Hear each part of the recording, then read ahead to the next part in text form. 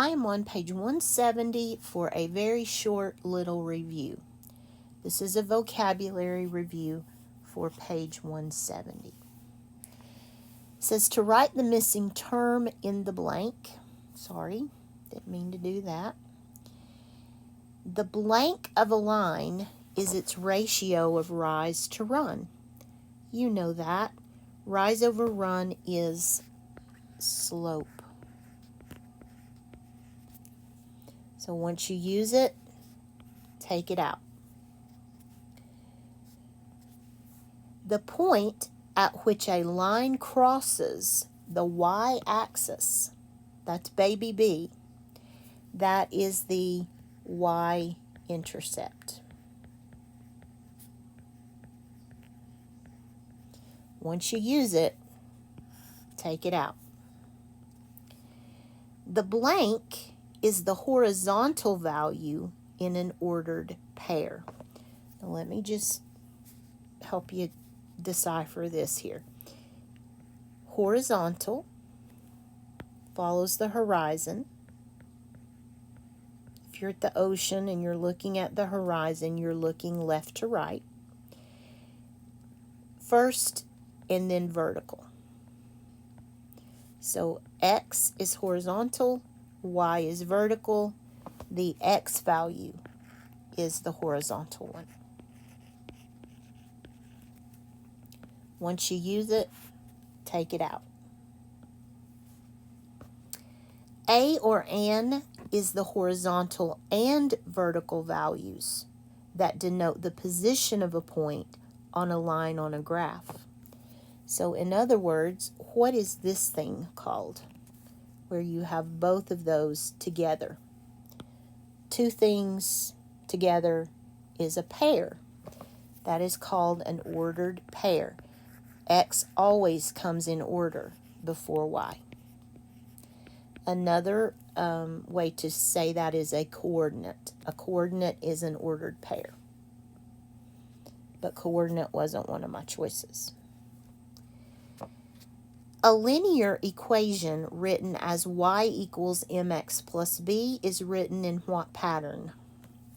That is slope-intercept form.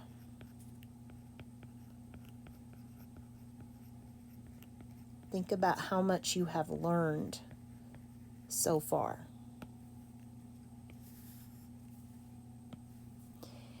The vertical value in an ordered pair is the y value. And that is the last choice. Vocabulary is very important. All right. Find the y value for each x value and then plot the points to graph the equation. So our rule this time is y equals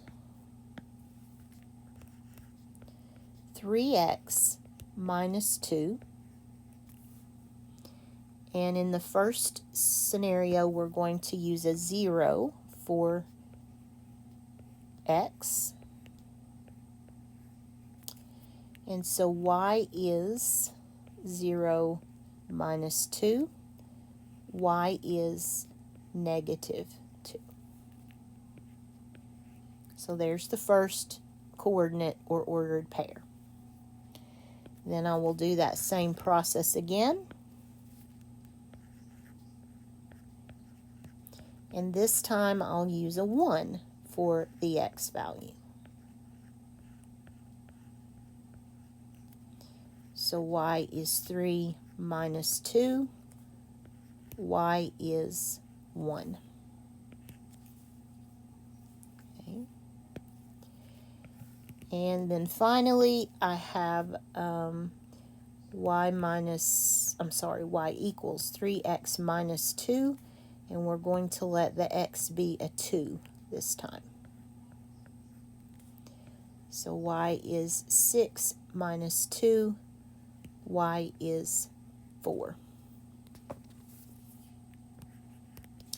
Now this point right here is special because that's telling me baby B. That's called the y-intercept. X is 0, y is negative 2. So nothing to do there. I just wanted to let you notice that. That's the y-intercept. And now we're supposed to graph this thing. So let me go to my menu and get a picture of a graph. Maybe I already have one. I do. So let me just bring that back over to this. I know it's way too big, but I can resize it. And I can delete that drawing off there.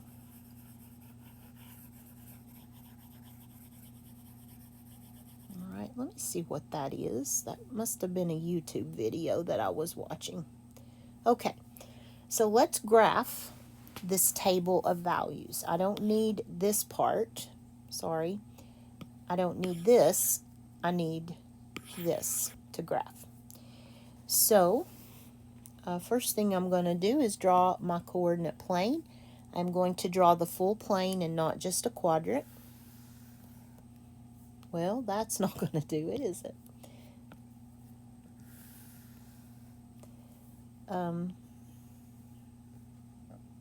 That'll work.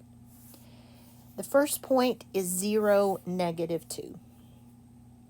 So no movement on x, but drop down to -2. That, of course, is our baby b, the -2.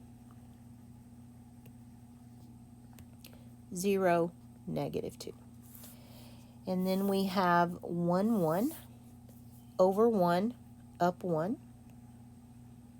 So here is 1, 1. And then we have 2, 4, over 2, up 4. 2, 3, 4. This has a very steep slope. We'll find it using rise over run. But first I'm going to go ahead and plot that line, or try to, through those points. Okay, that's pretty good. So it does have a very steep slope. Let's calculate the slope if we can. So this one is going to let us rise 1, 2, 3. It rises 3, and it runs 1. And then it rises 3, and it runs 1. And then it rises 3, and I stopped a little too soon, but it would plot right there if we had another point. So let me put the points back in there so you can see those. And you see that stair step is climbing, and it's very steep. That takes some effort to climb those stairs. So to get your slope using just rise over run, you have rise 3, run 1, so slope is +3.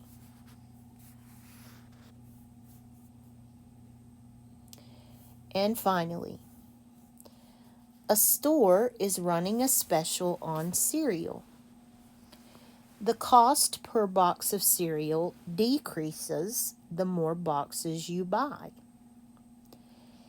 If price is the y value and the number of boxes is the x value, which best describes the slope of the line and the y-intercept? Now, this is a tough question. First of all, it's based entirely in theory. There are no numbers to help me. So that's always a little bit tougher when it's one of those theory questions. So let's just draw ourselves a graph and see what we can do. If all else fails, draw yourself a coordinate plane and let's see what we can do. Now this time I can get by with just a quadrant.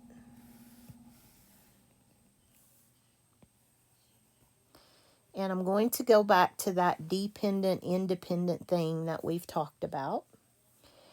So the decision that the customer has to make is how many boxes to buy.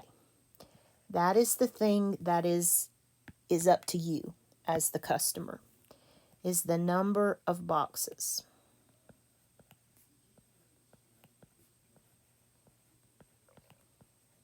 Okay. And then depending on the number of boxes you buy, you're going to have to spend some money. Okay. So they tell us that price is the Y value and the number of boxes is the X value. So let's get an idea of what's happening. And I'm just going to make up some numbers. That's okay. We don't have to have numbers. We can make numbers. So here's what they tell me. These are the numbers of boxes. So let's say here's 1 box, 2 boxes, 3 boxes, 4, 5, and 6. And then let's just say that a box of cereal, if you buy one, well, let me not go there.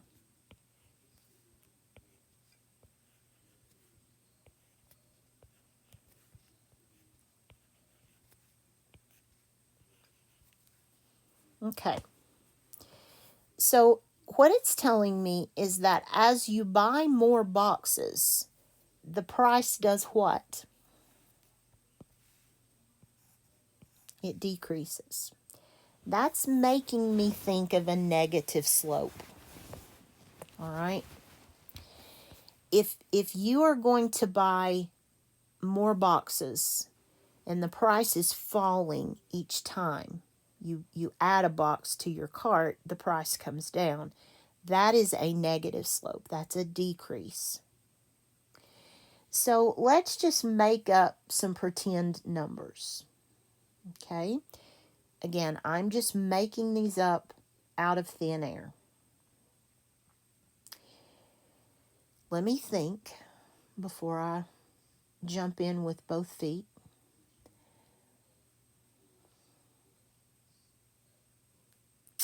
Okay.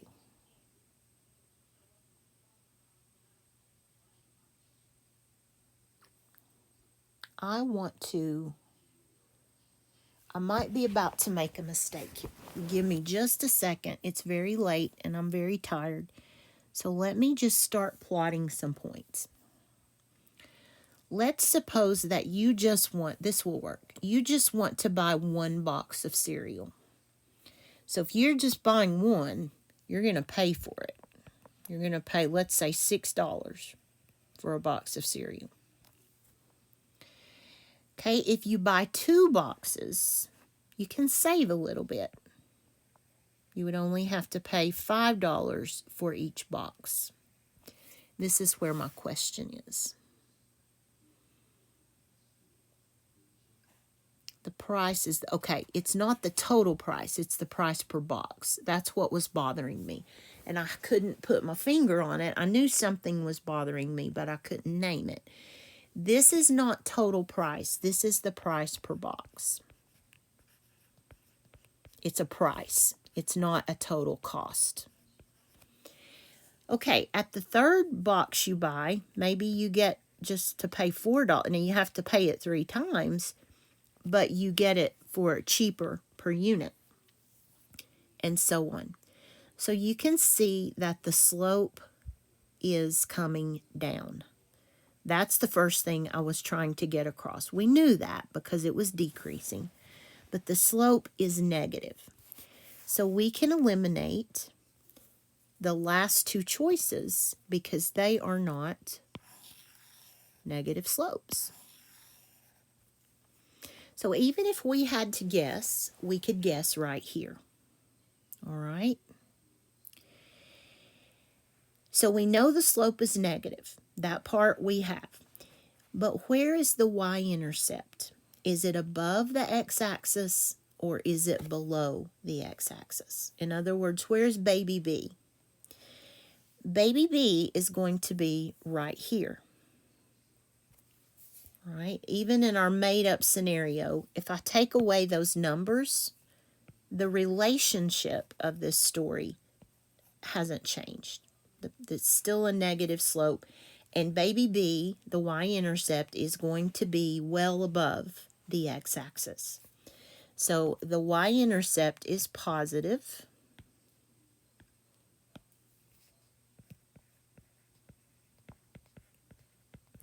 And the slope of this general scenario is negative. Because the more boxes you buy, the lower that price is going to go.